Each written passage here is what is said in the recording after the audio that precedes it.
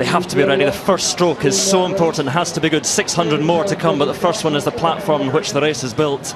Attention! Go! But they are away now, the 157th boat race underway, all the adrenaline and nerves unleashed in a surge of power, carrying them out around 45 strokes a minute. And a mighty start, and the spray flies, and we're underway. And it looks right at the beginning here that Cambridge have just got the edge there. Oxford got away on that second stroke faster, but certainly Cambridge moved very quickly into their rhythm. And there's a good close-up there of Simon Hislop, the Oxford stroke. But there's very little in it in these first opening strokes. And they're urged on by the backs of the Coxes, Liz Box in Cambridge on the right in the Middlesex station, and Sam Winter-Levy for Oxford, and past the cries of the crowd and the boat houses. They race on, and neck and neck at the moment. Oxford seem just to have about a canvas lead here at the moment. They got away well. It was being expected that Cambridge would be quicker, that Oxford had got caught up in a fixture against Leander Club. They'd been beaten off the start, and Oxford thought to be a bit slower than Cambridge. But that's not showing here now.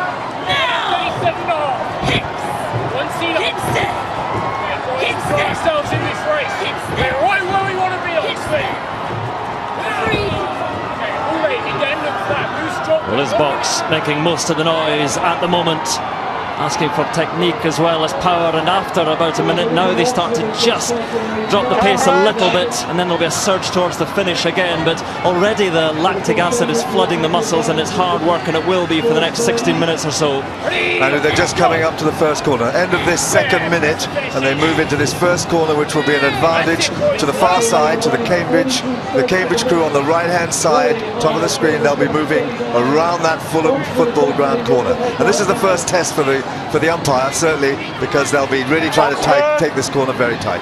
A grand view of it there, and they come out rather wide, and Rob Clegg, a warning for Oxford as they try and cut in on the corner a little bit. Oxford, move! Oxford will be trying to take that corner, trying to reduce the advantage that Cambridge have on this inside. But certainly they've got a good move there.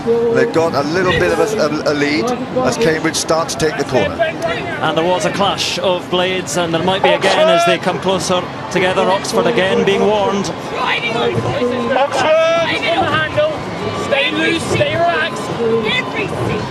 Yeah. Both crews! Oxford and Cambridge! Both crews!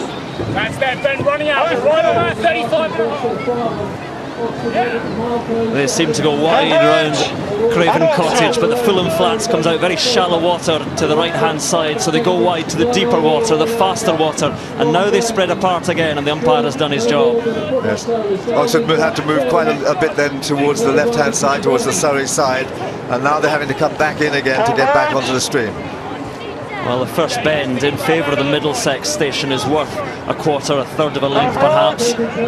Yes, and certainly Cambridge made the most of that. They moved back onto level terms. But now they're onto this very, very tough straight here, about 2.5 minutes straight, leading up to the big Surrey bend through Hammersmith.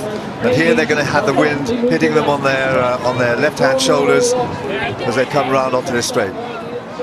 So they head round, they've gone round past Craven Cottage, and they're heading up towards the milepost now, wide stretch of the river. They went very far to Surrey there on that corner, and Oxford were trying to get back into the decent water. But that's the ideal racing line. They've got to be straddling that centre line, which follows really the deepest part of the river. They're settling into a rhythm now, and Oxford certainly have the edge, and they have the big Surrey bend to come. Oxford at 34 strokes a minute.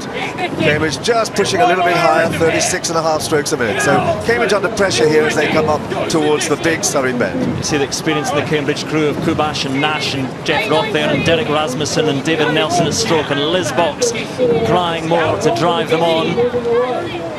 And very little between the two at the moment. But Andrew, see how far they are to the left-hand side, to the Surrey side there. So Cambridge sitting really in the best of the stream. Oxford a little bit off the stream, tighter into the corner. Simon Hislop stroking for Oxford. He's overcome far harder challenges than this, but he's stroking a good race at the moment, and Oxford with the slight advantage. Now this is a little bit of a playback to last year, where Oxford with half a length ahead coming into this point in the race. They moved up to 3/4 of a length ahead at Hammersmith Bridge, and then Cambridge fought back around the outside. Can they do that now? That's Maurice Hafner, the lightweight there at bow, sitting in the bow seat, and in this tandem rig that they've got set up there. He would normally be at 2 in that boat, but it's very light, so they moved it to bow so the boat goes nice and straight. Yes, a former lightweight who has rowed at lightweight for Switzerland and Germany, 70 kilos, has put on 10 kilograms over the past 2 years, and he sits now in the bow seat, and he is the furthest man out into the river because Oxford are in front by a third of a length. Yeah, the race still very far to the Surrey side, so Cambridge in a very good position there in the best stream. But all the time now, Cambridge trying to close down on that corner so that they can keep that advantage. But Oxford looking very calm, looking very, very relaxed. Simon Hislop in the stroke seat, looking very, very calm and relaxed. They've got into a good rhythm, and they've got the advantage now of the corner.